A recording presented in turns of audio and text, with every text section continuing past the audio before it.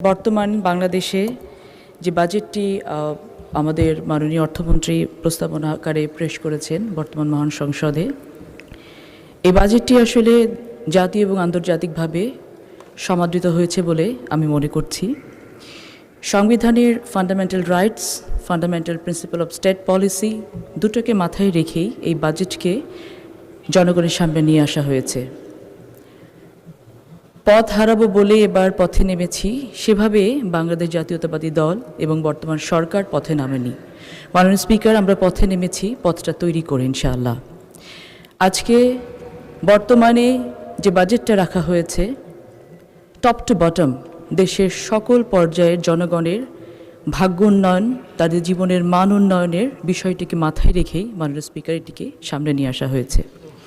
আমরা মনে করি এই বাজেটের যদি চ্যালেঞ্জের কোনো পার্ট থেকে থাকে সেটা হচ্ছে এটি বাস্তবায়ন করা, এবং we have already taken the challenge. Bangladesh জাতীয়তাবাদী দল, বর্তমান সরকার যে কোনো ধরনের চ্যালেঞ্জ নিতে প্রস্তুত ছিল, আছে এবং থাকবে। বর্তমানে বাংলাদেশের যে আর্থিক অবস্থা, যে ভঙ্গুর অর্থনীতি, বিগত 17-20 বছর ধরে যে সিস্টেমেটিক্যাল ডিস্ট্রাকশন সকল রাষ্ট্রীয় প্রতিষ্ঠানগুলোতে করা হয়েছে, সকল কিছুকে ওভারনাইট তুলে নিয়ে আসা সম্ভব না, এটা আমরা সবাই জানি, আমরা সবাই বুঝি। সে কারণে আমাদের এই বাজেটটাকে বাস্তবে রূপ দিতে হলে সকলের সম্মিলিত প্রচেষ্টা প্রয়োজন রয়েছে। সকলকে সাথে নিয়ে আমাদেরকে একসাথে এগোতে হবে।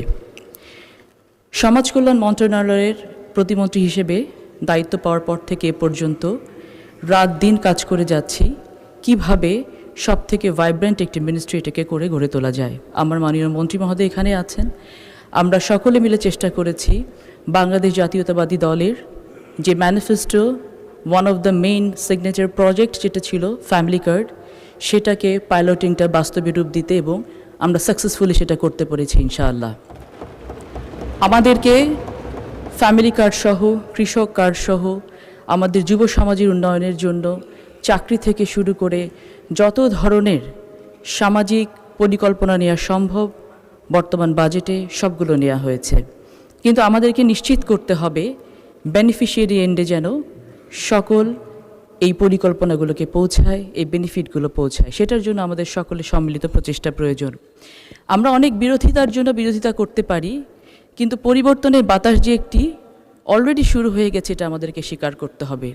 সে পরিবর্তনটা যেমন সবুজ বাংলাদেশ গড়ার পরিবর্তন, গ্রিন বাংলাদেশ গড়ার পরিবর্তন, সেই পরিবর্তনটা একইভাবে পরিষ্কার বাংলাদেশ, ক্লিন বাংলাদেশ গড়ার পরিবর্তন। আসুন আমরা সকলে মিলে রাস্তাঘাট পরিষ্কার করার সাথে সাথে নিজেদের মনটাকেও একটু পরিষ্কার করি। যদি নিজেদের মনটাকে পরিষ্কার করতে পারি, একটু বড় করে আমরা দেখতে পারি, আমরা দেখতে পাবো যে আমরা সকলে মিলে জুলাই অভ্যুত্থানের মধ্য দিয়ে যে একটি নতুন বাংলাদেশকে নিয়ে আসলাম, আমরা সকলে কিন্তু সে একই প্ল্যাটফর্মেই দাঁড়িয়ে আছি।